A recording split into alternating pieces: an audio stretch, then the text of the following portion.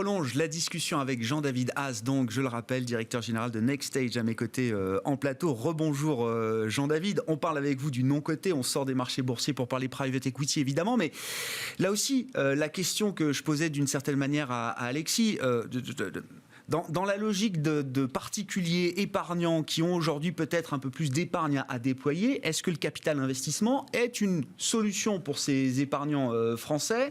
À quel type de besoin est-ce que le capital investissement peut répondre pour l'épargnant français? Et est-ce que l'épargnant français trouve enfin les outils pour peut-être investir justement dans cette industrie? Alors en tout cas, merci de m'inviter à cette veille de reconfinement. Ça fait du bien, je vais essayer d'en profiter. C'est sympa.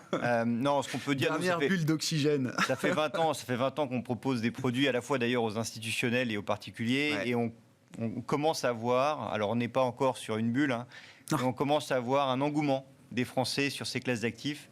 Et ça fait du bien parce qu'on a beaucoup prêché dans le désert pendant des années et qu'on s'aperçoit que finalement la France, c'est quand même un très beau terreau, mais pas très bien irrigué. Pas très bien irrigué sur les aspects capital investissement, pas très bien irrigué sur les aspects capital développement, ce qui est la spécialité de NextStage. Et donc on essaie de faire des dérivations de l'épargne institutionnelle et du grand public vers nos PME, vers nos territoires qui ont besoin et qui vont en avoir encore plus besoin avec toutes ces vagues de confinement, déconfinement, reconfinement qu'on est en train de vivre et cette vague du Covid qui va quand même mettre sur le carreau pas mal de personnes au chômage. Donc on va vraiment avoir besoin de restimuler la croissance de nos PME parce que finalement les PME aujourd'hui sont les seuls qui créent de l'emploi localement. Les grands groupes se développent internationalement. Les PME, elles, ont une chance, c'est de pouvoir créer de l'emploi localement. Il faut parfois une crise pour ouvrir les yeux. Encore une fois, est-ce que l'épargnant français, là, comprend mieux le fonctionnement du capital investissement, du capital développement aujourd'hui? Est-ce que l'épargnant français est prêt à vous accompagner? Les institutionnels, j'ai pas de doute là-dessus, c'est déjà un segment, une classe d'actifs, une industrie qu'ils ont déjà considérablement investi ces dernières années. Mais pour le particulier, l'épargnant français qui s'interroge aussi peut-être sur le financement de sa retraite, parce que tout est lié, Jean-David. Nous pensons qu'on est au début d'une grande vague. Il y a à peu près aujourd'hui 1 million de personnes en France qui ont investi dans des produits de capital investissement. Quand on regarde un peu le sujet de la retraite, qui est un sujet qui nous passionne, il y a 17 millions de retraités, 30 millions de jeunes, entre guillemets, qui doivent commencer à épargner pour leur retraite. Il y a des nouvelles mesures qui ont été prises avec le PER qui sont très incitatives pour les particuliers pour commencer à se constituer une épargne. Si je vous pose, Grégoire, la question de combien de temps on reste à la retraite? Je sais pas, 20, 25 26 ans. 26 ans. Donc 26 ans. Donc ça veut dire que 26 ans avant... Ouais. Il faut commencer aussi à épargner. Ouais. C'est-à-dire que toute la génération des trentenaires, des quarantenaires, des cinquantenaires doit commencer à épargner dès aujourd'hui. Et le PER est un très bon produit pour commencer à le faire. Mais et qui d'ailleurs, petite parenthèse sur le PER, qui connaît un succès phénoménal. Je ne suis pas sûr qu'il y ait un produit, ça fait moins de 2 ans qu'il a été lancé, je ne suis pas sûr qu'il y ait un produit, une enveloppe comme ça d'épargne qui ait connu un tel succès en moins de 2 ans d'existence. Je pense que mes confrères de Yomoni je vois Alexis vont confirmer. Non, c'est sûr que c'est un très bon produit. Nous, on a la chance d'avoir été assez précurseurs sur ces solutions au niveau de la gestion pilotée. Oui. Alors, il n'y a pas de contrat de gestion pilotée aujourd'hui NextStage. En revanche, quand vous achetez par exemple un contrat AXA, nous sommes NextStage Inside. Je comprends. Donc on est embarqué avec AXA dans ces contrats et on va gérer pour eux 5 à 10% vers l'économie réelle, vers les PME qui ont besoin justement de créer ces dérivations c'est pour irriguer nos territoires. Donc ça c'est le premier point. On a aussi une UC qu'on a lancée il y a 5 ans qui est éligible à l'assurance vie et à l'épargne retraite qui s'appelle NextStage Croissance. Alors vous savez, dans nos métiers, il y a un peu ce qu'on appelle la courbe en J. Donc souvent, les premières années sont difficiles parce qu'en fait, on n'a pas encore les fruits du travail et des efforts que fournissent nos entrepreneurs avec nous.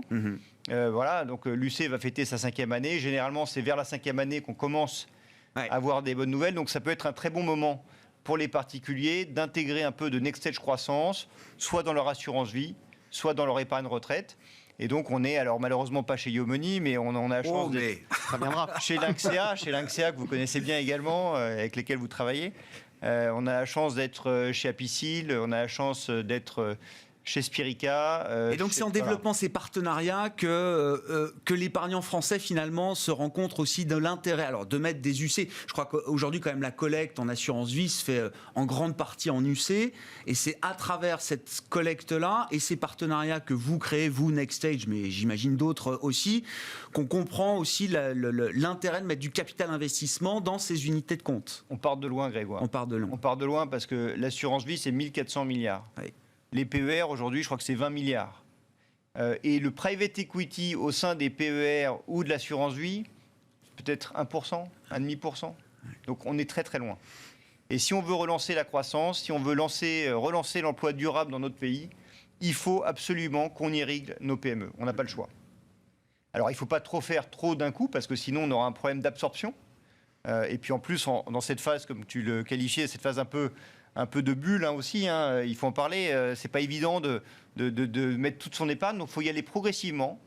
Mais comme vous avez 26 ans via ces PER pour commencer à épargner, c'est un très bon outil pour le faire. Ouais. Voilà, donc 5 à 10%, nous on recommande 5 à 10% de private equity dans l'allocation. On sait qu'il y a certaines maisons institutionnelles qui vont beaucoup plus loin dans cette allocation, mais c'est déjà un bon moyen de prendre date et de le faire progressivement. Il ne faut pas constituer une allocation du jour au lendemain, il faut le faire sur plusieurs années, en investissant un petit peu chaque année. Et là, pour le coup, il faut le rappeler, mais c'est un horizon de temps qui est forcément long, une dizaine d'années parfois, c'est ça, Jean-David ? Vous savez, une PME, en moyenne, elle vit 20 ans. Ouais. Donc, faire cette classe d'actifs en investissant sur 1 mois, 3 mois, 5 ans, c'est trop court. Ça n'a pas de sens. Donc, c'est pour ça qu'on préconise vraiment à nos clients d'aller vers ces produits de retraite.